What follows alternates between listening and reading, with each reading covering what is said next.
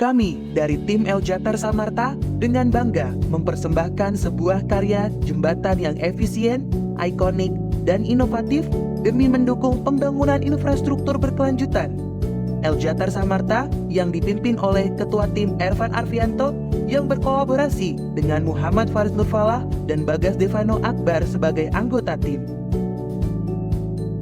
Jembatan Ngembik adalah jembatan yang menghubungkan Kelurahan Kramat Utara, Kecamatan Magelang, Kota Magelang, dengan Desa Rejosari, Kecamatan Bandongan, Kabupaten Magelang.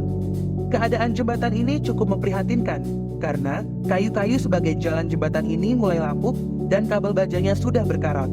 Sambungan dari jembatan ini juga sudah mulai terlepas dan bergeser tidak sesuai dengan posisinya.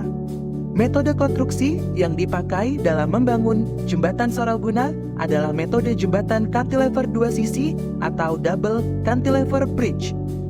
Tahapan-tahapan konstruksi untuk metode cantilever dua sisi yang pertama adalah perencanaan dan desain. Tahapan selanjutnya adalah pembuatan cantilever. Dalam konstruksi jembatan menggunakan material baja yang dibuat dalam segmen yang simetris. Tahap selanjutnya adalah pengecoran plat lantai dan pengaspalan.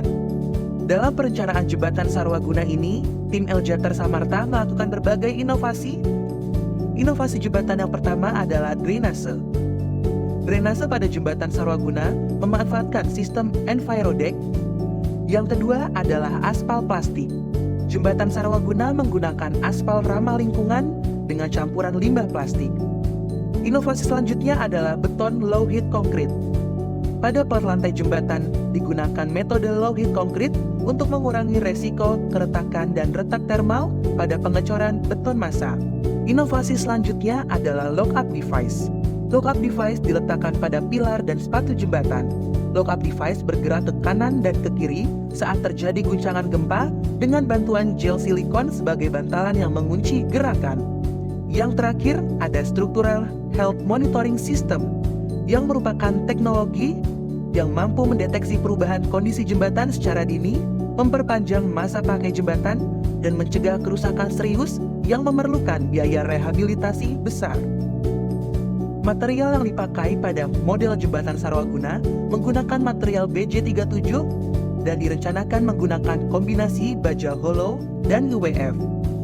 Kemudian, plat lantai jembatan Sarwaguna menggunakan material beton yang diberi baja tulangan dengan mutu FC33,2 MPa dan mutu tulangan FY sama dengan 390 MPa dengan berat jenis beton 25 kN per meter kubik.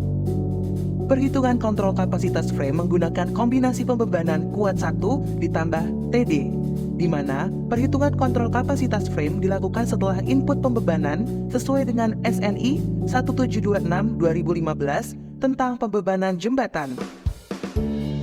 Dengan menggunakan software bantu yaitu SAP 2000, dalam perhitungan kontrol kapasitas frame dinyatakan aman apabila gaya yang bekerja dalam frame harus lebih kecil atau sama dengan kapasitas frame.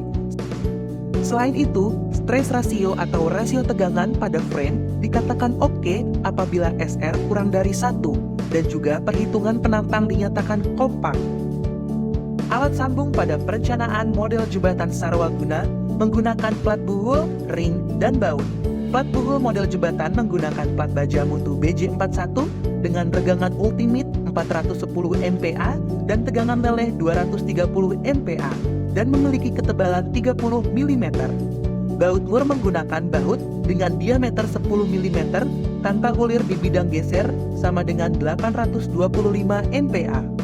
Pada perencanaan jembatan Sarwaguna, untuk alat sambung menggunakan baut spesifikasi A325 dengan diameter 20 mm dan plat sambungan menggunakan baja mutu BJ41 dengan FY 250 MPa, FU 410 MPa, dan D sama dengan 30 mm.